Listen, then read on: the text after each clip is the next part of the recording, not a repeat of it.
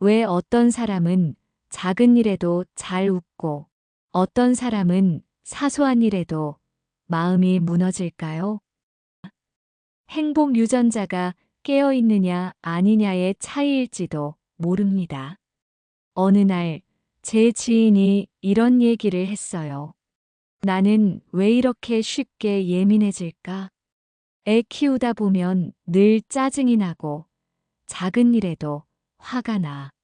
사실 그 친구는 누구보다 책임감 있고 성실한 사람이에요. 그런데도 늘 자책하고 불행하다고 느끼는 거죠. 반면 또 다른 친구는 비슷한 상황에서도 밝은 표정으로 말해요. 하루 종일 정신없었지만 아이가 나를 꼭 안아줬을 때 그 순간만큼은 모든 피로가 사라져. 이 둘의 차이는 뭘까요? 환경은 비슷해요. 하지만 내면의 작동 방식이 달라요. 우리는 모두 행복 회로를 가지고 태어났습니다. 심리학에서는 긍정적인 감정에 반응하는 유전자가 존재한다고 말하죠. 하지만 이 유전자는 저절로 깨어나지 않아요. 삶이 우리를 반복적으로 힘들게 할 때 그 유전자는 점점 조용히 잠들어 버립니다. 그리고 우리는 나는 원래 이런 사람이야 라고 착각하죠. 하지만 다행히도 이 유전자는 지금도 다시 깨어날 수 있어요. 그 첫 번째 방법은 감정의 선택입니다. 예를 들어 볼게요.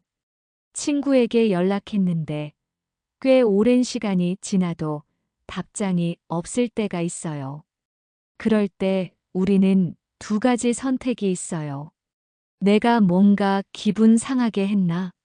괜히 문자했나? 라며 스스로를 탓하고 불안해할 수도 있어요. 바쁘겠지. 너무 깊게 생각하지 말자. 라고 생각하며 상황을 가볍게 넘길 수도 있죠. 혹은 이런 상황도 있어요. 지인이 내 이야기에 별다른 반응 없이 딴청을 부릴 때 괜히 무시당한 기분이 들기도 하죠. 또는 식탁에서 가족이 아무 말 없이 휴대폰만 볼 때 내가 지금 귀찮은 존재인가 싶어질 때도 있어요. 나한테 화났나? 내가 뭘 또 잘못했지? 라며 괜히 마음을 조이고 혼자서 계속 신경 쓰게 될 수도 있어요. 피곤했겠지.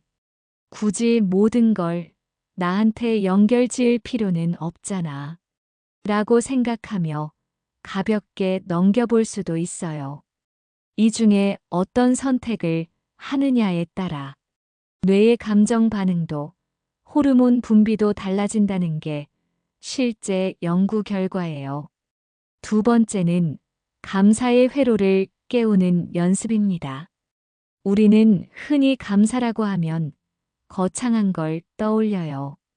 복권에 당첨됐거나 원하던 회사에 최종 합격했거나 오래 앓던 병이 기적처럼 나았을 때나 느끼는 감정이라고 생각하죠.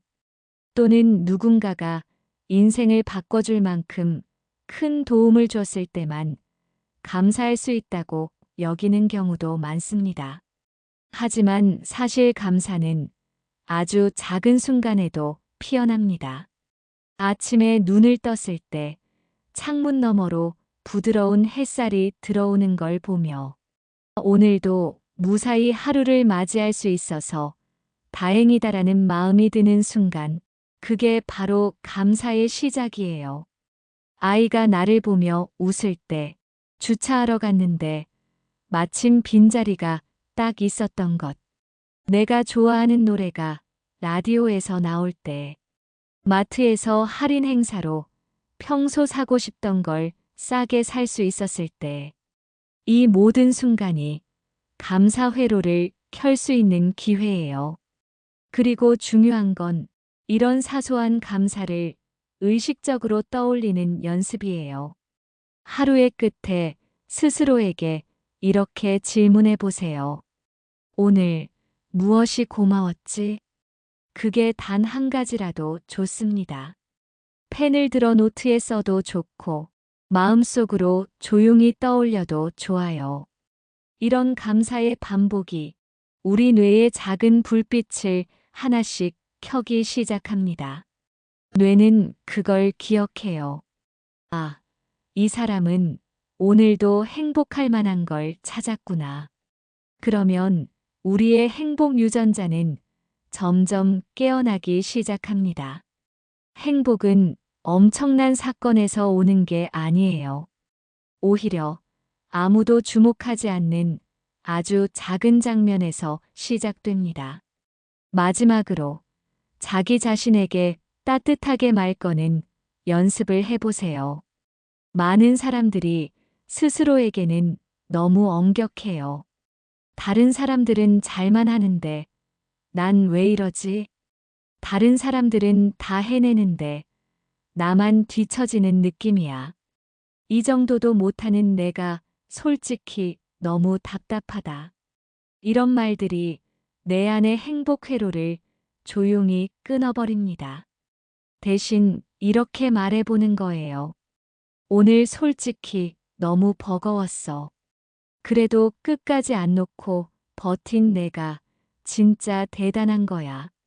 누구는 아무렇지 않게 해내는 일일 수도 있지만 나는 오늘 내 속도대로 잘 해낸 거야. 지금까지 포기 안 하고 온 것도 솔직히 쉬운 일은 아니잖아. 그 자체로 잘한 거야. 지금 당신에게 필요한 건 꾸짖음이 아니라 인정이에요. 우리는 누구나 행복할 수 있는 유전자를 가지고 태어났습니다.